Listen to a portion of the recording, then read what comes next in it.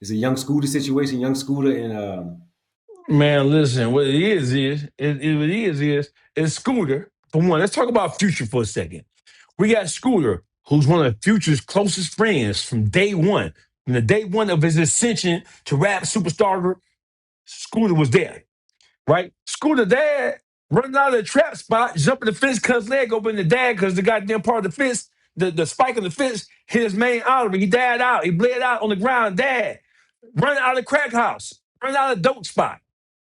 And then that's earlier this year. And then a couple of weeks ago, his you got somebody close enough to Future to where he referred to Future as his brother. You got Casino. Federal agents say that two men, they were arrested in a suspected fentanyl distribution operation. The base of operations was an Airbnb in Forest Park. Now, inside, they tell us they found 21 kilos of fentanyl, as well as $380,000 in cash, guns, and even a money counter. Now, Rico DeVille Bice, he is the one arrested, as well as David Estevan. The suspects are identified as Rico DeVille Bice. Casino sitting at a motherfucking dope spot with the dope, the money, the plug, and the customer. Hey, Video Wayne, bro, listen here, man. When last time have you seen a drug bust happen where they got the drugs, the money, the supplier, and the customer all in one house at one time? on a movie. That's the last time I That's seen a it. movie. The movie, right? It's a movie. Know why it happened? Because them goddamn listen, bro, the cartel, the cartel members, they believe in swapping it out, like I told you before. The cartel, they can rat on it and still be embraced by the cartel, by the fellow, right? As long as you don't tell on no cartel member, no, you straight. They're swap. It's called swapping the motherfucker out. You ask any motherfucker who been involved with the game on a higher level, you ask any motherfucker who been in the federal prison system, right? The Federal Bureau of Prisons, right? Right. Ask them about what the motherfuckers and cartel motherfuckers do. They're giving up, they can rat on you, right? The cartel members can rat on and not be shunned or not looked at as rats. As long as they don't rat on their own kind, they straight. There's a difference between working for the cartels and being cartel. Just because you get your drugs from the Sinaloa cartel doesn't make you Sinaloa cartel. It just means they supply you. And the only way to be in that inner circle is through a bloodline. So we playing the game. If you black and you involved with the cartel, you rolling the dice with your life. As soon as y'all get hot, as soon as the heat come down, they're gonna swap your ass out for their own freedom, for a green card, for a visa, or for U.S. citizenship for themselves or some of their family members. They're gonna swap you out. And the feds, the DEA, ATF, FBI, they're gonna take that deal. They're gonna serve you up on a platter for their own freedom, for a green card, for a visa, for U.S. citizenship, or to let them go and do it again and keep serving it up.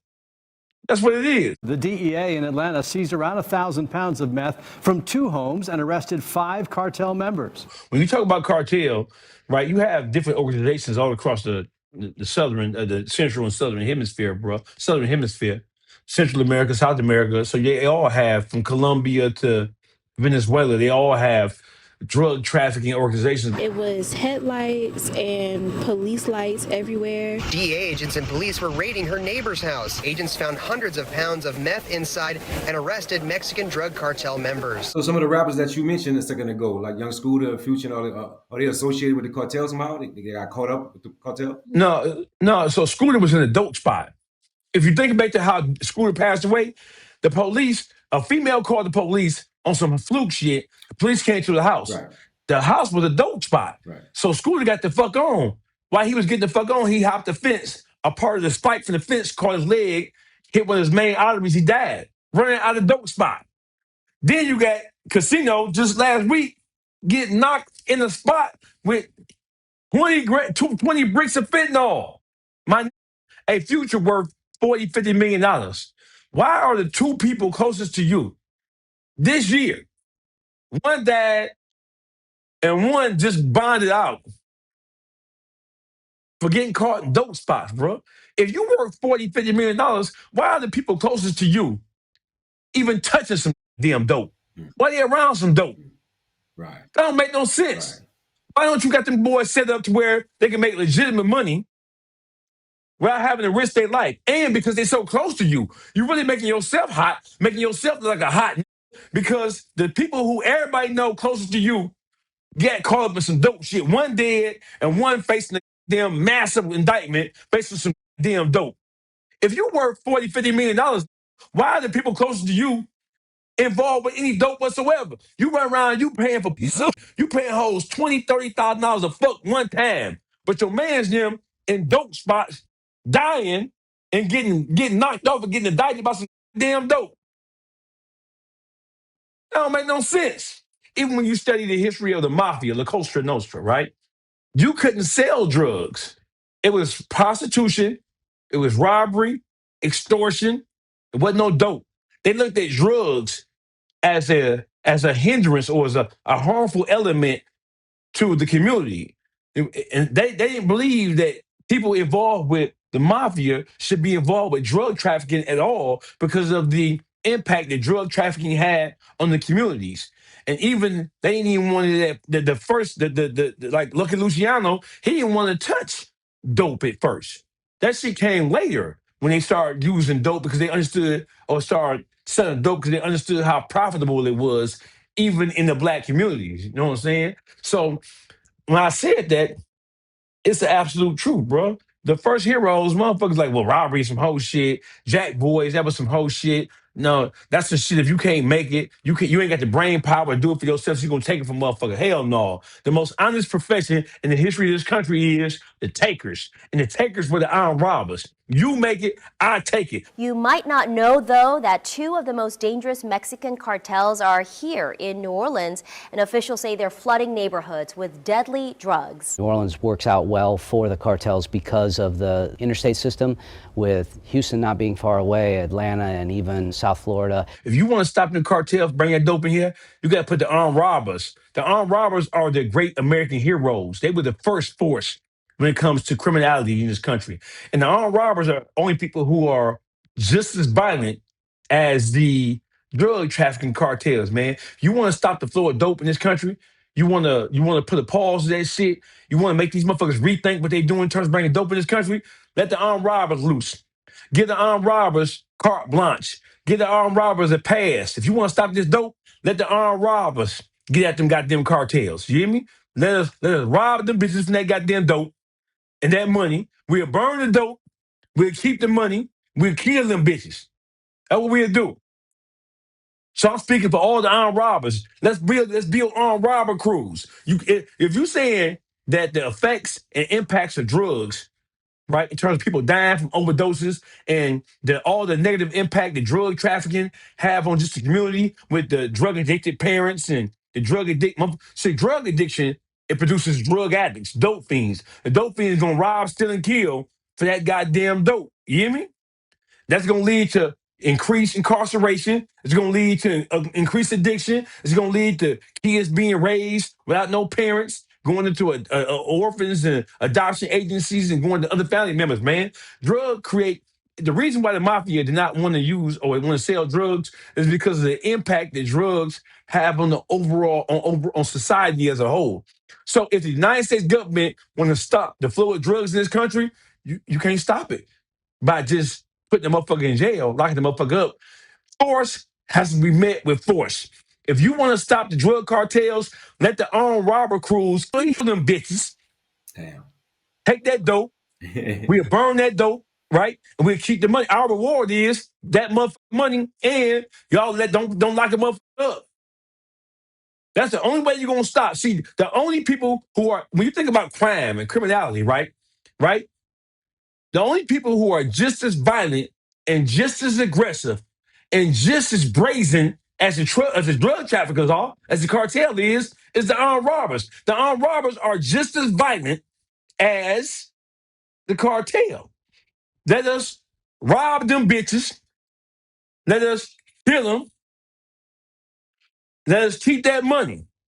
And don't put us in jail. We'll clean the goddamn drug problem up in a year. In a year, we had them cartels on the damn run. We're not only talking about that staggering amount of fentanyl you mentioned, but also items related to distributing the fentanyl on the streets of Atlanta. The United States of America it has a drug addiction problem, a drug usage problem. Mm-hmm. So there's no way that the United States government, the DEA, ATF, FBI, I don't give a fuck, they put the CIA on that shit. You can't stop the flow of drugs for one reason and one reason only. Because the consumers of those drugs are in the United States of America. When you have consumers, you're going to have people trying to supply them with what they want for a profit. It's as simple as that. So ain't nothing the motherfucking DEA can do, ever going to do. Ain't nothing the FBI ever going to do. Ain't nothing the president can do, the Senate, the representatives, ain't nothing they can do to stop this dope from coming to this motherfucking country because the people in this country want to utilize this dope. So I ain't blaming the cartel for flooding this bitch with dope. It's a business. You hear me?